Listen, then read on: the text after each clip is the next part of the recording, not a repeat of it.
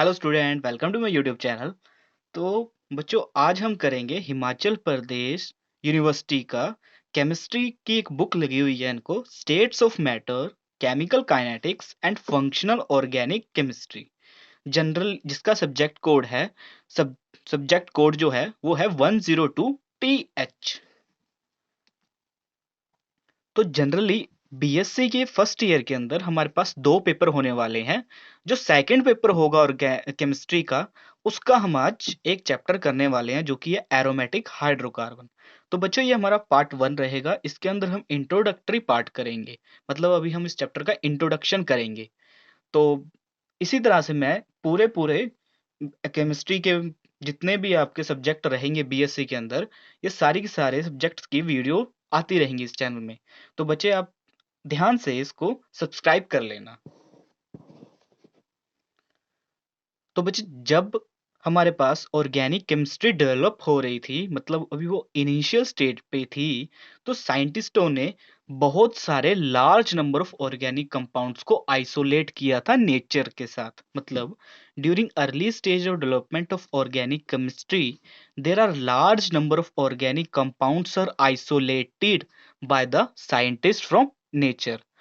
Nature से बहुत सारे ऑर्गेनिक कंपाउंड्स साइंटिस्टों ने आइसोलेट कर लिए थे।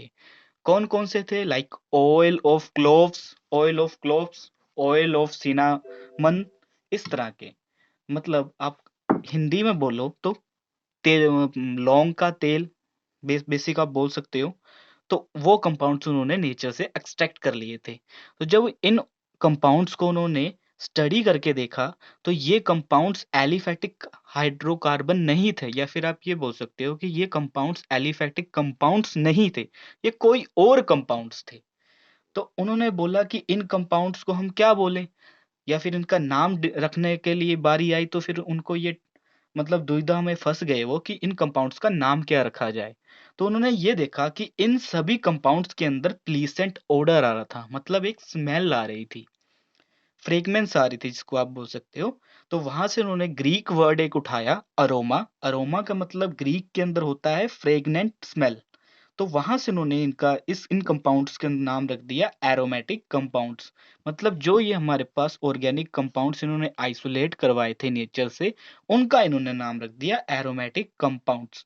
तो तब तक उन्होंने, जब एरोमेटिक कंपाउंड्स को डिफाइन करना होता था, तो उन्होंने एक क्राइटेरिया बना के रखा हुआ था कि अगर कंपाउंड्स के पास फ्रेगनेंस है या फिर स्मेल है, तो उसको क्या बोल देंगे? हम एरोमेटिक कंपाउंड्स बोल देंगे। अभी तक, मतलब ये उन्होंने साइंटिस्ट ने डेफिनेशन लिख के दी थी। बट क्या होता है, जैसे भी आपको पता है, साइंस फर्दर डिस्कवर्ड होती रहती है, उसको बढ़ाया जाता है। मतलब जैसे आगे आगे स्टडी करनी करी हमने,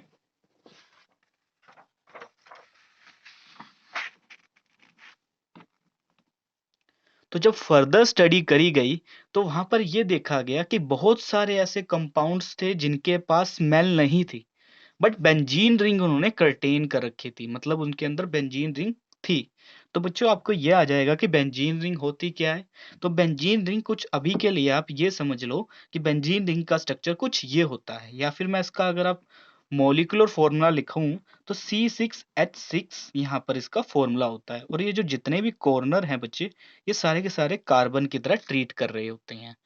तो ये इस तरह का कुछ कंपाउंड होता है ऑर्गेनिक रिंग। सो व्हाटसोएवर, ये आगे भी हम पढ़ने वाले हैं इस चैप्टर में।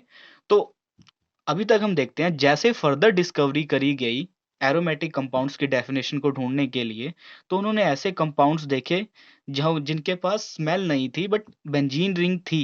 तो फर्दर डिस्कवरी वाज डन।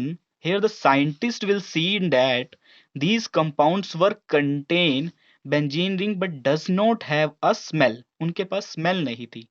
तो अब उनको उन्होंने एक फाइनल डेफिनेशन प्रोवाइड करवानी थी। तो फाइनल डेफिनेशन उन्होंने क्या प्रोवाइड करवाई कि एरोमेटिक कंपाउंड्स वो कंपाउंड्स होंगे जिनके अंदर बेंजीन रिंग होगी, और उनके अंदर स्मेल हो भी सकती है और नहीं भी हो सकती है।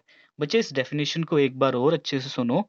एरोमेटिक कंपाउंड्स उन्होंने ये डिफाइन करे थे कि वो कंपाउंड्स होंगे जिनके अंदर बेंजीन रिंग होगी, बट उनके अंदर स्मेल हो भी सकती है या नहीं भी हो सकती। तो यहाँ पर हमारे पास फाइनली डेफिनेशन क्राइटेरिया हमारे पास ये आ जाता है एरोमेटिक कंपाउंड का बताने के लिए कि जिनके अंदर बेंजीन रिंग होगी वो एरोमेटिक कंपाउंड हो जाएंगे। जैसे कि the aromatic compound are those compounds which contain benzene ring और may not contain aroma in it. Smell उसमें हो भी सकती है पर नहीं भी हो सकती। आई होप स्टूडेंट आपको ये डेफिनेशन समझ आई होगी।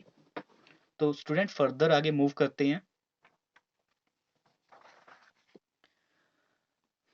तो बच्चे आगे एरोमेटिक कंपाउंड भी हमारे पास दो कैटेगरीज के अंदर डिवाइड हो गया था। तो पहली कैटेगरी हमारे पास आई थी बेंजीनोइड और दूसरा आया था non benzoid compound. Benzoid compound कौन से कंपाउंड होते थे जिसके अंदर at least one benzene ring contain कर रखी होगी। Benzoids compounds are those compounds which contain at least one benzene ring in it। जैसे कि मैं यहाँ पर नेप्थिलीन की बात करूं तो नेप्थिलीन के अंदर एटलीस्ट वन बेंजीन रिंग तो है ना बच्चे, देखना, इसलिए इसको बेंजोइड बोला जाता है। नॉन बेंजोइड कंपाउंड्स कौन से कंपाउंड्स होते हैं? Those compounds which does not contain benzene ring in it but aromatic character ये शो करवा रहे होते हैं। बेंजीन रिंग इनके अंदर नहीं है बट एरोमेटिक करेक्टर ये शो करवा रहे होते हैं। लाइक फ्यूरेन, फ्यूरेन का स्ट्रक्चर कुछ इस तरह से होता है। क्या ये बेंजीन रिंग है? नहीं बच्चे, ये बेंजीन रिंग नहीं है, इसलिए ये नॉन बेंजोइड कैटेगरी के अंदर आ जाती है। तो आई होप स्टूडेंट ये आपको जनरल इंट्रोडक्टरी पार्ट समझ आया होगा। तो अगर आपको ये वीडियो अच्छी लगी है तो लाइक कीजिएगा, सब्सक्राइब कीजिएगा। और बच्चे मैं एक बार और आपको रिमेंबर करवा दूं कि इस चैनल पे फर्दर हमारे पास वीडियोस आती रहेंगी केमिस्ट्री के रिलेटेड, जो हिमाचल प्रदेश यूनिवर्सिटी के स्पेशली स्टूडेंट्स हैं उनके लिए। तो बच्चे आप कोई वीडियो मिस ना कर लो, इसलिए आप इस चैनल को सब्सक्राइब कर लेना और बेल आइकन क्लिक कर लेना, जिससे कि आपको हर एक वीडियो की नोटिफिकेशन आती रहे। थैंक यू स्टूडेंट, अगले लेक्चर में मिलते हैं।